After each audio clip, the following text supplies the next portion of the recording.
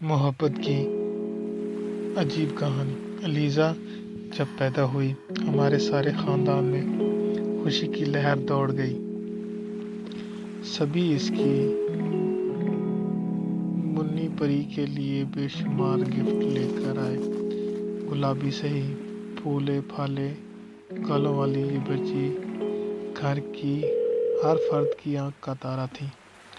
میرے چاروں بھائی ایک فروٹ فیکٹری کے مالک تھے اور بڑی محبت سے رہ رہے تھے، گرچہ گھر بھی علیحدہ تھے مگر کاروبار اکٹھا کرتے تھے۔ میرے دادا جان کا نام حاکم خان تھا اور ان کو ہم سب بڑے ابا کہا کرتے تھے۔ وہ محض نام کے حاکم نہیں تھے، کسی کی جرات نہ تھی کہ ان کے حکم سے سرتباری کر سکے۔ ہر فیصلہ وہی کرتے۔ الیزا ان کی بھی بہت لاڈلی تھی، جس کی کوئی بات ٹالنا بڑے اب کے لیے ناممکن تھا۔ اس کی چھوٹی چھوٹی خواہش بغیر کسی تعمیل کے پوری کی جاتی۔ یوں بھائیوں پر ترجیح اس کو خود سر اور ضدی بناتی چلی گئی۔ میں اپنی اس بھتیجی پر رشک کرتی تھی۔ حالانکہ والد صاحب بہت سخت مزاج تھے مگر الیزا کے دادا بنتے ہی ان کے مزاج میں تبدیلی آ گئی۔